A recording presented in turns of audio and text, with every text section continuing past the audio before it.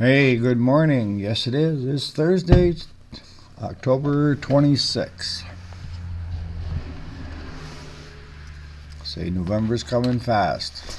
And, in the comments, let me know, are things slowing down for you or are they picking up? I mean, for us, they're starting to slow down because everybody's putting away their summer stuff and they're limping it through. We've been doing some services on lawnmowers for the winter, like I told you. Try to train your customers to split them up so they're not all in the spring. Get them in the fall. We're going to pick up one this morning that is just that. And he is having us pick up his John Deere zero turn. And he also has a walk behind brush weed whacker or whatever. But he normally, when we first started doing him, we do him in the spring. And we moved him to the fall. It works better for him. When we get done, we take it back, put it in their barn, and it's good for the winter. So what we're going to do is we're going to talk about business failing. Why do business fail? Small business when it relates to our shops. And in general, it affects most places. All right, stay tuned.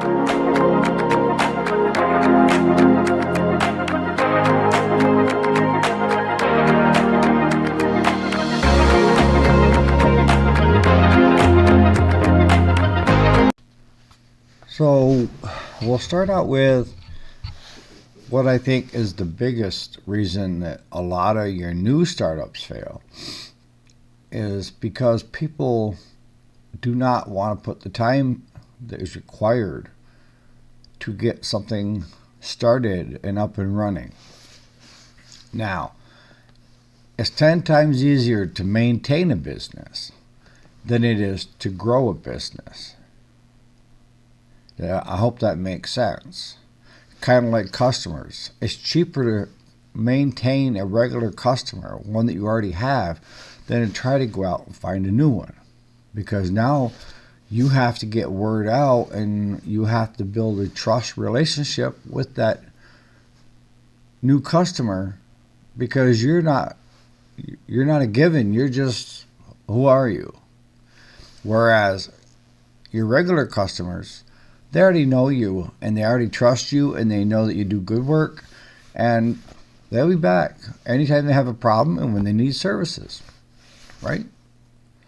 So when you're trying to grow a business or start a business from scratch,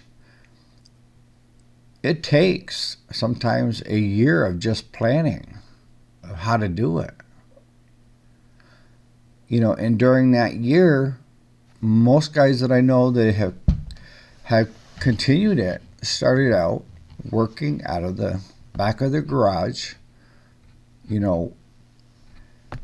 nights and weekends, and building a customer base gradual.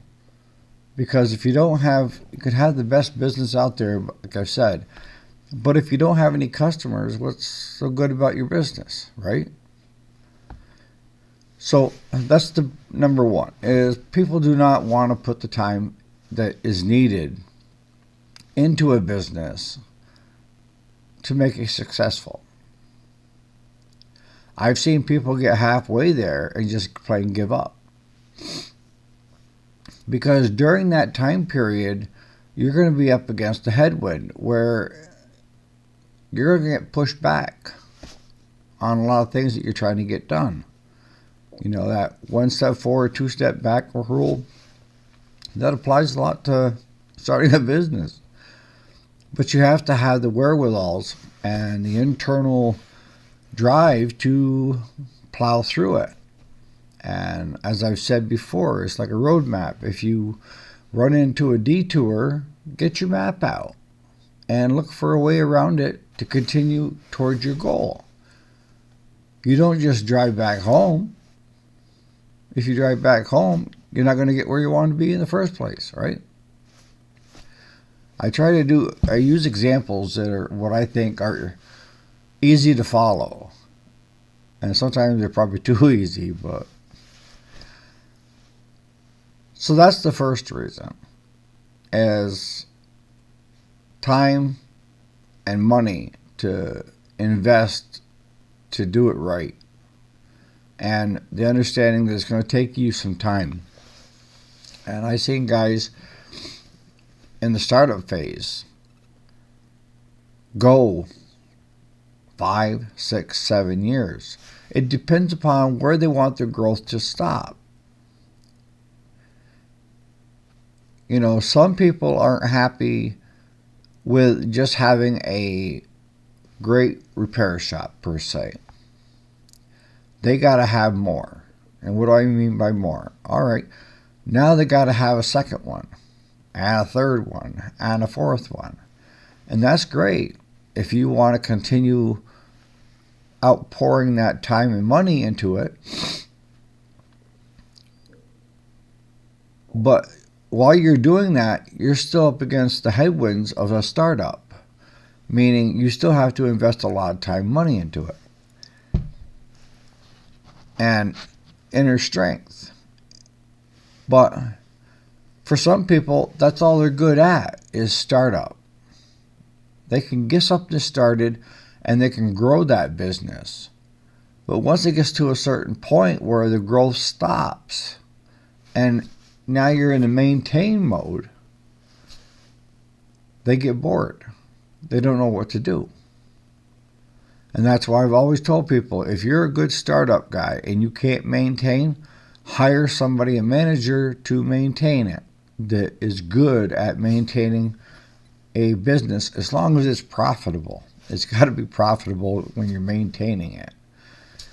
That's the end goal, is that you're trying to make money for your employees, for your local community, for your business, and for yourself. That's it.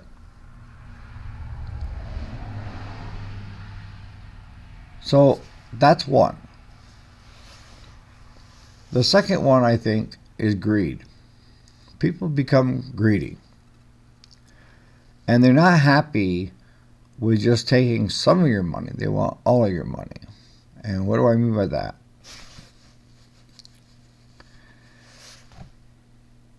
If you're just starting out, we've talked about this before, you charge based on your education.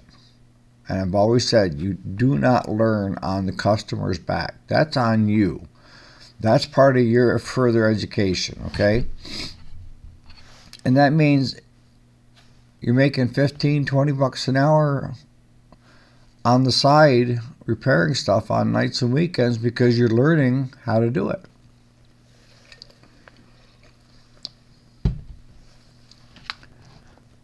But I've seen guys buy a repair shop, have no skills, except for shyster skills, and charge stupid money and bill for stuff that they never did, and then laugh behind the customer's back because they think they got one over on that customer. What I can tell you right now is word gets around. Whether you want to hear it or whether you don't, the good, bad, and the ugly. You got a community inside that community that loves to gossip. And gossip, it can be good. I mean, I know the Lord says you should never gossip about anybody because you're imperfect yourself.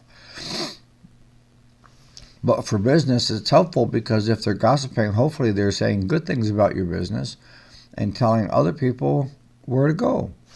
Come to us. Well, we'll treat you like you should be treated.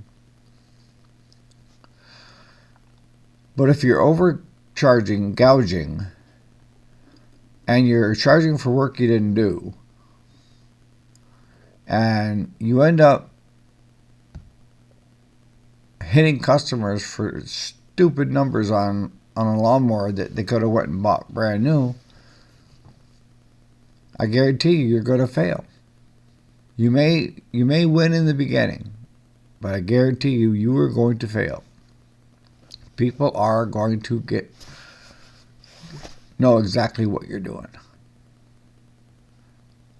And I'm sorry, when you start doing that kind of stuff, where you're billing for stuff that you aren't doing, that's fraud. When you take somebody's money for something that you didn't do at your service, that's theft. People minimize stuff by saying, well, everybody else does it. You're not everybody else. I'm trying to teach you the right way. And that is a good moral character and in good standing and a good plus to the community. Not a shyster. If you want to be a shyster, then there's 100,000 other YouTubers out there that are going to tell you how to take no prisoners and put the S to everybody involved to make a killing. That's not what I want. Hopefully that's not what you want. Because those guys are going to be a hit and miss, and it's not going to take long for word to get out that they're screwing people right and left. All right, so the third thing that I know that affects a lot of startups where they fail are people that get into it and they're not keeping track of their finances. And what do I mean by finances? I mean, in the startup phase, you're going to have probably more going out than coming in. That's normal, okay? But it's not good if you don't have some money in reserve so that while you're in that startup, that you don't run out of money. You know, there's other options you could borrow, but I tend to kind of tell people in the startup phase, the last thing you really want to do is borrow money. And why do I say that? And it's because only 10% of the people out there are going to make it. And if you're not that 10%, and you go out and you borrow $150,000 to help with starting up your business, and then it never goes anywhere, you still have that money you have to pay back. And then also, if your business does take off and you get up to a certain plateau, that you have all these loans and interest and everything else that you're trying to pay off with a business that's usually in the first few years, if they're making a profit, it's not a very large profit. And see, I'm looking at a business stance of you're looking at it long term and not short term. There are some people that look at their business plan as being a short term income maker and then jump to the next new thing, a new gadget out there. You know, what I try to do with folks when it comes to business is I'm looking at longevity, how 10, 15, 20 years out. And by doing a business plan, where most people that fail don't do one, is it kind of gives you an idea of what your expectations are. And then along the way, you're going to have to change that plan based on detours, things that come up that you didn't think about, so forth. That's normal. But I try to tell people, when it comes to business, try not to straddle yourself with a bunch of debt in the beginning. It goes back to you can be the best shop with the best equipment and the best service team, best sales team, but if nobody knows you're there, you aren't going to sell diddly. So if you go into debt and you buy a piece of property that's already set up, maybe it used to be a car dealership, where they did repairs and stuff, per se. And that sets you back $150,000. And then you jumped out and you did a floor plan with Cub Cadet. Now, next thing you know, you got 40 riding lawnmowers, 35 push mowers, etc., etc., etc. That's more debt. because they're not just letting you borrow that equipment and then you pay them when it sells. You're going through usually GE Finance, and you own everything that's there. And if that doesn't sell the first year, too bad. You're out of luck, because now you've already signed a contract for that many coming in the following year. So now, if you didn't sell one, you doubled how many units you have on your property, and you doubled your debt. What did that business owner fail at? And that was having customers first. If you have enough customers that trust you and trust your shop and want to shop there, remember that 20%, 80% of your earnings, the 80-20 rule? But if you have that, then you are going to sell everything that you've got, and you're going to do all right. But getting a customer and maintaining a customer, trying to find a customer is hard. Maintaining that customer, if you treat them good, is easy. So you need at least enough customers that want the riding lawnmowers, enough customers that want the push mowers, and whatever else you floor plan for that year, so that at the end of the year, all of that stuff is gone before new comes in.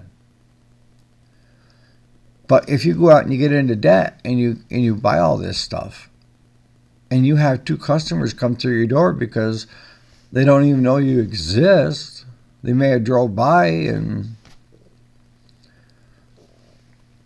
so you need to keep your debt load down.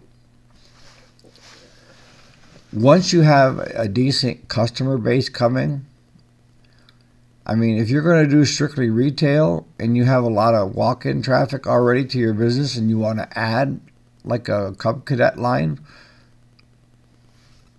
to have available for your customers that you already have, yeah, I mean, that makes sense, because you've already got the customers and they've already trusted you. But if you're trying to floor plan within the first year or two, I don't think, I mean, are there exceptions? Yes. But the rule is normally you're going to fail, and you're going to be stuck with all these machines and all this debt. And you're going to be the next one on the news that are filed bankruptcy. And that's not what we want. We want something that you can build, maintain, and grow, and have everybody get something back, whether it be your employee, your customer, your community, and of course you and your family. That's the game plan. All right, so there's more reasons than that, but I'm just going to go into the top 4 here. Is if you have a tendency to overpromise and underdeliver, you're going to fail. I'm not saying it's a balancing act. All right?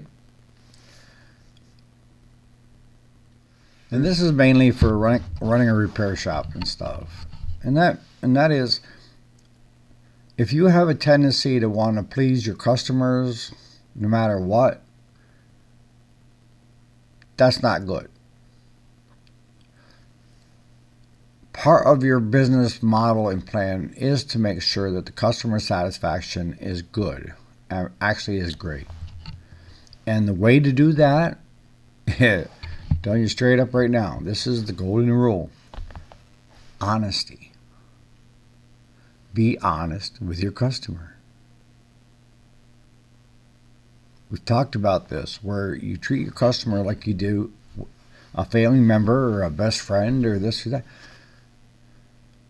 You have an open line of communication. You're not over-promising something that you can't deliver, and that is whether it be the guy, gal, whoever comes in and needs a part. And you tell that person, yeah, I can have that part here, because they're in a hurry. They got to get their machine back together. They do their own work, etc., etc. And they can get the part across town, but they figure if you can get it within a day, then they can wait that day because they want to work with you, okay? And that's before you've even checked. And then when you go check and you find out that that part is back ordered, meaning not in stock at any of your distributors, now what? Now you got to go tell that customer when they come back the next day, sorry, I can't get it for you. Whereas if you took the time to check with the distributor while the customer is standing back from you, because you have the computer usually facing you and the customer is on the other side, so you're looking up parts, you could have seen if that was in inventory or not before making a commitment of saying I can have it. And then each distributor is different. I have distributors that I'll have it here the following night, on UPS. Others that take 2-3 days out, even if it gets boxed the same day that I bought it, because it's farther out to get to me. Or you have a customer that comes in and needs their mower fixed, and they ask you, how long is it going to take you to fix it? And you'll say you'll have it done in a day or two without even doing a diagnostic on it. And you get it in and you find out that it's worse than what you thought. Now you got to go back to the customer and disappoint them by saying, I misspoke. This is, what we found, blah, blah, blah. There's a way to under-promise, over-deliver. And that is by saying, with the parts, let me check. If I can get it for you, I'll get it to you as fast as I can, but that's as far as I can go with you. It may take a day, it may take 3 or 4 days. I don't know. Or the lumber that needs fixed. That you tell them, let me take and do a diagnostic on it. I can tell you more after I've done that. And then we'll go from there, versus telling them that, yes, you'll have it fixed in a day or 2, right? So I'm not over-promising something that I can't deliver on. I'm being honest. I've got a routine that I know that before I speak or misspeak, that I've done a diagnostic on it, so I know pretty much now what the issue is and are parts available, how long is it going to take to get the parts here, and how long is it going to sit before I can get a mechanic on it to get it back together. All these things factor in. And if you're constantly one of those shops that keep over-promising to your customer and then under-delivering, it's going to leave a bad taste in that customer's mouth. Even though you may be the best shop in town, it's who you have out front. Who is your spokesman for that shop? And it's going to be the one that's the most honest in the shop. Honestly. It's the one that just says it like it is.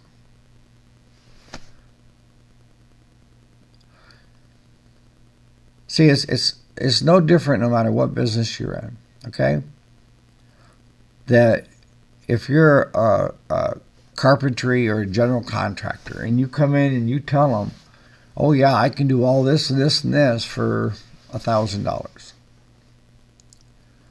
And the customer's thrilled. So they say, go ahead, do it. And then you come back 2 days later and you say, well, I kind of misspoke and it's going to cost $2,000. Even though that $2,000 may be cheaper than the next contractor at $5,000, now you've left a bad taste in that customer's mouth because now you doubled what it costs in their eyes. They were thrilled at the $1,000, of course. But had you waited and said, let me do some figures and I'll get back with you, and you came back with a $2,000 figure to start with, that still may have landed you the job. But now that you've jumped doubled the price, that customer doesn't want to deal with you. And that's what I mean by Don't overpromise and underdeliver. It's underpromise and overdeliver. Always give your customer a little more than what their expectations were. That's all of it, in a nutshell. And then finally, when you're starting out, and this is what I found to be true, this is how I feel that we became successful, is that for the first 3-4 years, I took every amount of money that came in and reinvested it back into the business. I never took a dime. Nothing. I was in the growth stage, and I knew I needed the money for growth. And I knew that when my employees, they had bills to pay, so they couldn't take the hit. So whatever amount of money that business had built in sales where they had earned, I put it right back in. And whether I put it back into inventory, upgraded equipment, it all went back into the business. And that's what you may have to do to become successful, is be willing to not take a dime from the business while it's growing and reinvest all the money back into the business. That's why I say it pays to have a little bit of reserve so you can do that. And I tell people, don't quit your day job until you have that business up and running enough so that it can afford to support you and your lifestyle. All right, so on that note, you guys have a great Thursday. We'll see you here bright and early tomorrow morning. Keep the comments coming in. I appreciate all of you. Like I say with this channel, it's not about me. It's about us. It's about you, trying to help you grow your business. And by posting in the comments, I don't think the only stupid question I've ever seen is one that never got posted, okay? Even if you think it's a stupid question, but you need an answer to it, post it. Because I can tell you, I know quite a few people that are on this channel that watch our videos on a daily basis. Their knowledge and wealth is superb. And I know that if I have a trouble trying to answer a question, those guys will come through for me because they're also willing to teach you, how to do it the right way. All right. See you guys tomorrow morning, bright and early.